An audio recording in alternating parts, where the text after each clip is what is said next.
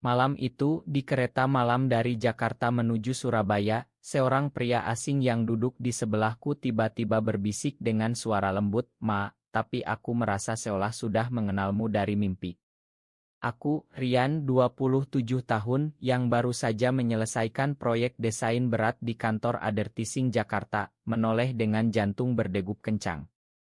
Hujan deras di luar jendela gerbong membuat suasana semakin intim, cahaya lampu kuning redup menyinari wajahnya yang tampan dengan senyum tipis yang membuatku gelisah.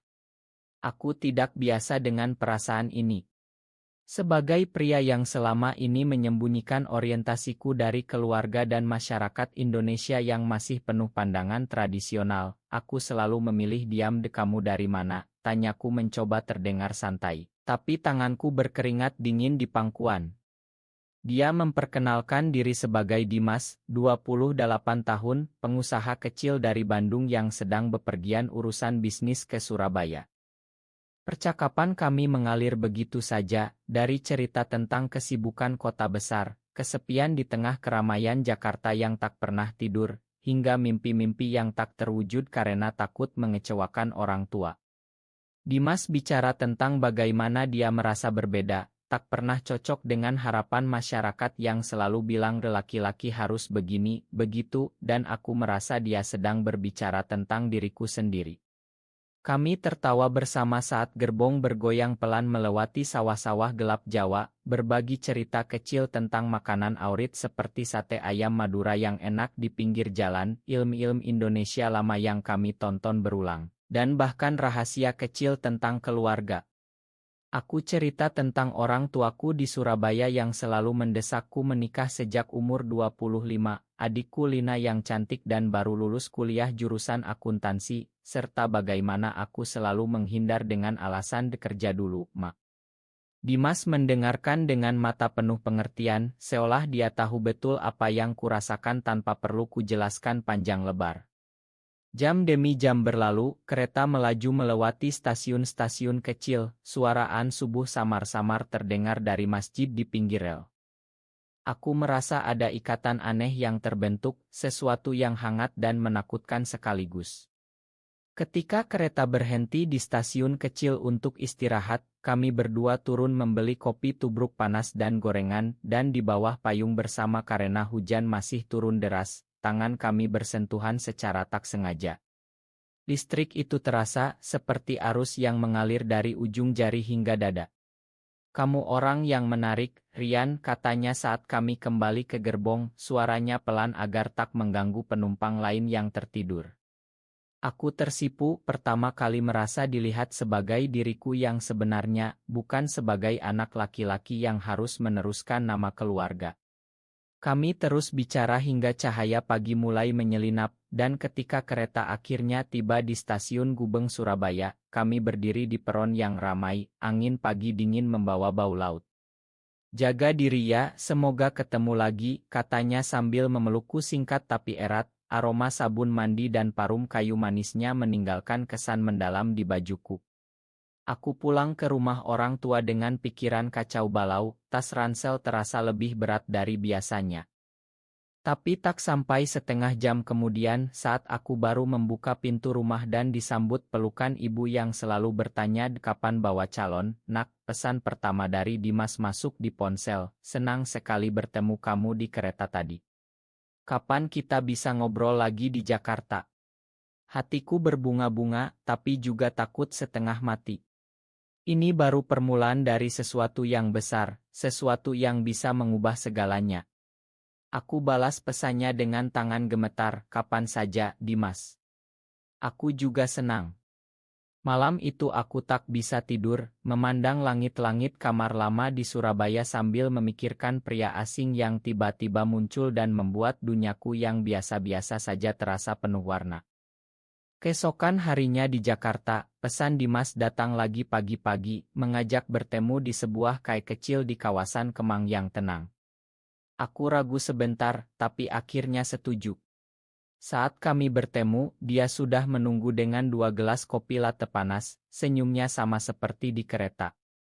Kami duduk berjam-jam, bicara tentang segalanya lagi. Aku cerita lebih dalam tentang tekanan di kantor, bagaimana bos selalu memuji kerjaanku tapi keluarga di Surabaya tak pernah puas karena aku belum punya pacar perempuan. Dimas mendengarkan, lalu berbagi ceritanya sendiri tentang bisnis kecilnya yang baru mulai, tentang bagaimana dia dulu pernah merasa tersesat di Bandung karena tak bisa terbuka dengan siapapun. Kadang aku merasa sendirian di tengah keramaian, katanya pelan, matanya menatapku langsung. Aku merasa dipahami sepenuhnya. Pertemuan demi pertemuan berlanjut, di taman kota, di bioskop malam, bahkan sekadar jalan-jalan di Malioboro saat akhir pekan singkat. Setiap kali bersama Dimas, aku merasa bebas, seperti bisa bernapas lega tanpa takut dihakimi. Suatu malam di sebuah taman kecil dekat apartemenku, kami duduk di bangku kayu di bawah pohon beringin besar, angin malam Jakarta yang hangat menyapa. "Rian, aku suka berada di dekatmu," katanya tiba-tiba, tangannya menyentuh punggung tanganku pelan. Aku tak menarik tangan, malah membiarkannya.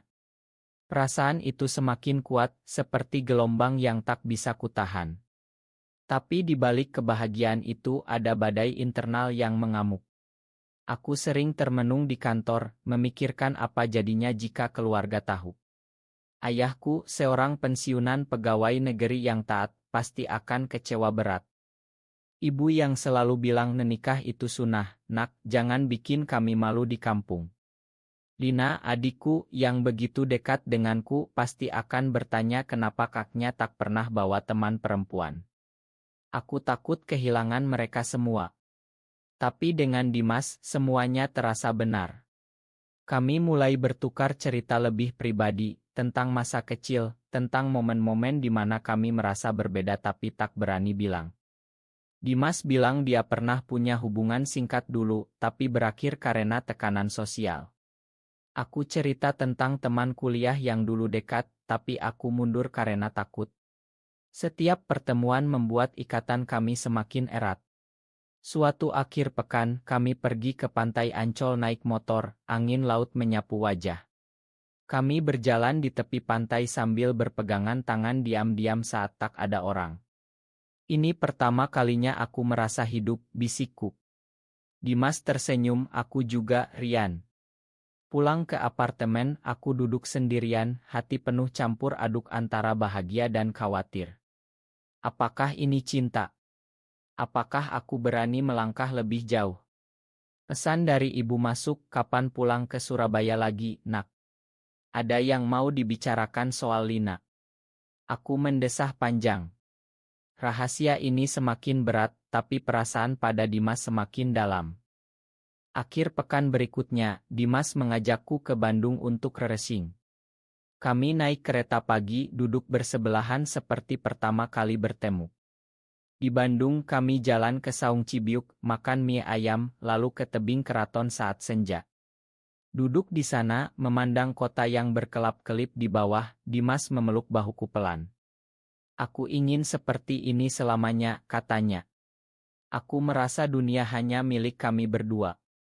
Malamnya di penginapan kecil, kami bicara panjang lebar tentang masa depan, tentang bagaimana sulitnya hidup sebagai diri sendiri di negeri ini. Aku mulai membuka diri lebih, cerita tentang tekanan keluarga yang semakin kuat. Dimas mengerti, dia punya cerita serupa dari keluarganya di Bandung. Kami tertawa, kami menangis pelan, dan di saat itu aku tahu ini lebih dari sekadar suka. Kembali ke Jakarta, hubungan kami semakin dalam. Tapi tanda-tanda tekanan mulai muncul. Telepon dari ayah, "Rian, Lina sudah dapat lamaran dari keluarga baik-baik. Kamu harus pulang bantu persiapan." Aku panik tapi tak bisa bilang apa-apa. Dengan Dimas, aku merasa kuat. Suatu malam kami nonton film di bioskop, tangan kami saling genggam di kegelapan. Saat keluar, hujan turun lagi, kami lari ke mobil sambil tertawa seperti anak kecil. Di mobil, Dimas menatapku lama, "Aku jatuh cinta sama kamu, Rian." Aku balas pelukannya, hati penuh. Tapi di dalam, ada ketakutan yang semakin besar. Apa yang akan terjadi jika keluarga tahu? Perjalanan ke Bandung itu memberiku kekuatan, tapi juga mengingatkan betapa rapuhnya kebahagiaan ini.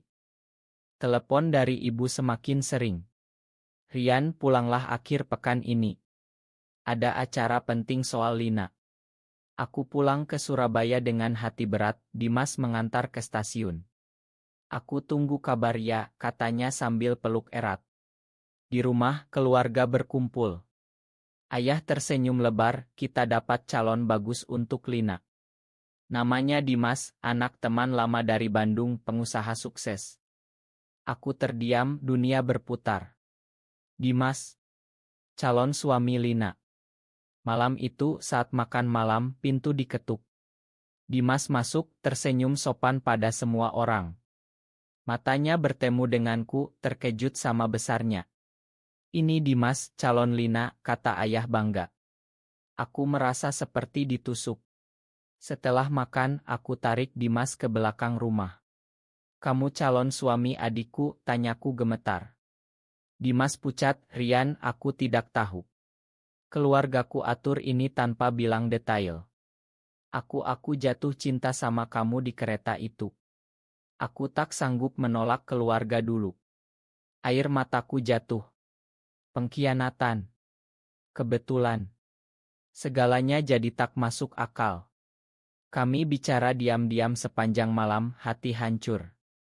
Keesokan harinya aku tak bisa tidur.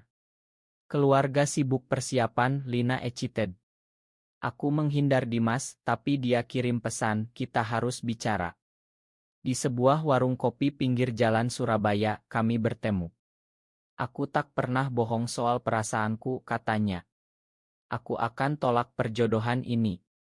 Tapi aku tahu konsekuensinya, keluarganya marah, bisnis terganggu. Aku sendiri dihantui rasa bersalah pada Lina. Bagaimana dengan adikku, tanyaku. Konflik semakin dalam.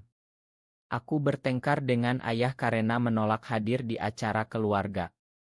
Teman dekat di Jakarta, seorang gay yang sudah out, bilang kamu harus pilih kebahagiaanmu, Rian. Jangan seperti aku dulu. Krisis identitasku memuncak, aku hampir menyerah. Dimas datang ke Jakarta diam-diam, kami bertemu di apartemen, pelukan kami penuh air mata. Aku pilih kamu, katanya. Tapi masyarakat, keluarga, norma semuanya menekan. Puncaknya saat acara lamaran Lina hampir tiba. Aku pulang lagi, konfrontasi dengan keluarga. Ayah, ibu, aku tak bisa diam lagi. Aku suka laki-laki. Dan Dimas dia yang aku cintai. Hening yang mencekam. Ayah marah, ibu menangis, Lina terkejut tapi peluk aku. Kak, aku tak mau nikah kalau itu bikin kakak menderita. Dimas datang, bicara jujur pada semua orang. Pengorbanan besar, dia putuskan hubungan bisnis keluarga, pindah ke Bali mulai hidup baru. Kami berdua pergi ke Bali, duduk di pantai Kuta saat sunset, memeluk erat. Kita mulai lagi dari sini, katanya. Aku tumbuh, belajar menerima diri, menghadapi dunia dengan kepala tegak. Keluarga pelan-pelan mulai paham, meski tak mudah. Cinta ini mengajarkanku banyak. Apakah cinta sejati harus selalu mengorbankan kebahagiaan keluarga demi kebenaran diri sendiri? Benar atau salah?